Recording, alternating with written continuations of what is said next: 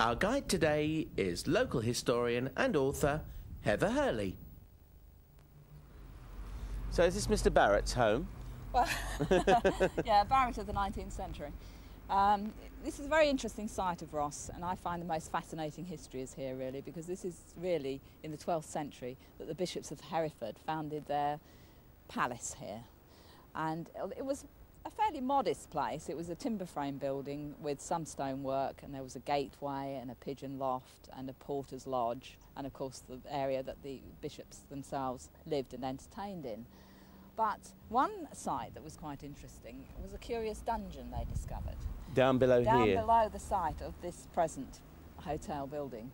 And it was like an ecclesiastical prison. So one wonders, you know, who they put down there, whether it was bishops who misbehaved or the priests or whoever. A few old heretics. And it was just like a sort of double-celled stone building below the ground with big iron hooks on it. But unfortunately, when they redeveloped this whole site in the 1830s and James Barrett built his grand hotel, it was all filled in. But luckily, one local historian of the time did actually measure it up and leave a little diagram, so we know that it exists. But it's now covered up? It's all covered in, yes, unfortunately. Mock Gothic town walls. Yes. Well, many people, when they come to Ross, they see these town walls and they look really authentic and think they're medieval. They do. And it sets the whole scene off. I mean, the approach from Ross across Wilton Bridge, and you come up on this road, which is a relatively modern road of the 1830s, and you see all this and you think you're in a medieval town. But in fact, it was this time, the picturesque movement and the mock Gothic period. And the town commissioners and the turnpike trustees all got together when they were developing these roads at the time. And I think what happened really was that they wanted something picturesque to set the town off. And when they excavated for these two new roads here, they would cut a lot of the cliff out, and there was a lot of surplus red sandstone. So they probably thought, well, what are we going to do with this? I know, we'll build a few walls, you know. So they built these walls up all along the town. And some cottages just along there? Yes, I think they've been slightly altered since then, but the walls, and certainly the tower, which is the gazebo tower, we call it, it was known as Collins Tower. He was one of the commissioners. And it's a three-storied tower and a very nice view of the river from the top story there. And this is actually going to be incorporated with the Heritage Centre as a sort of viewing platform for the river, and maybe being able to describe the history of the river and that sort of thing there. And of course, your view That's right. of the River Wye. We've still got the river there, yes. And the boathouse.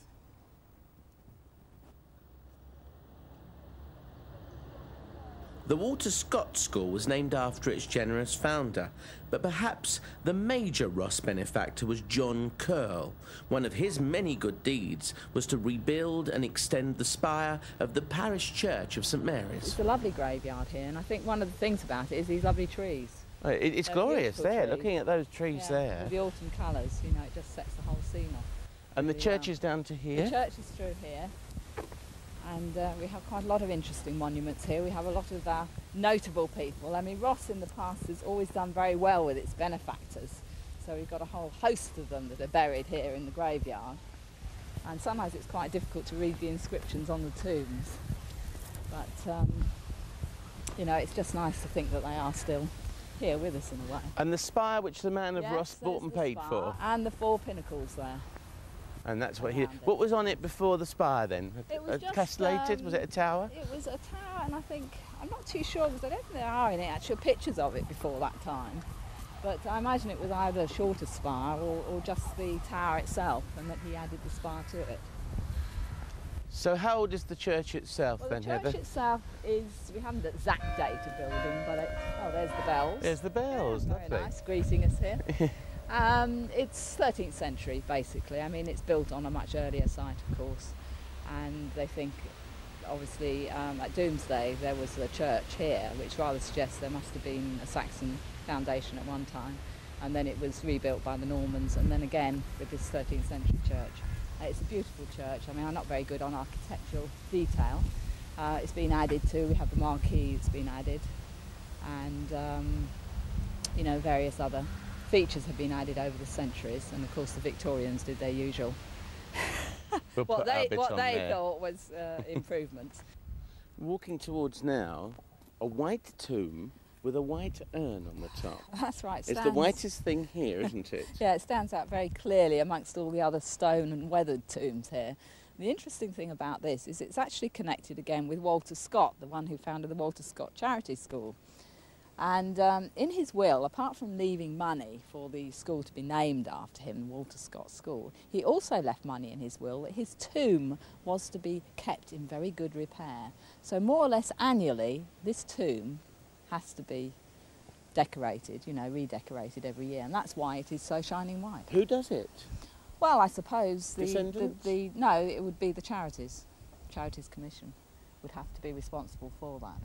Well, isn't it nice to know that someone's wishes are being carried out, yeah. yes.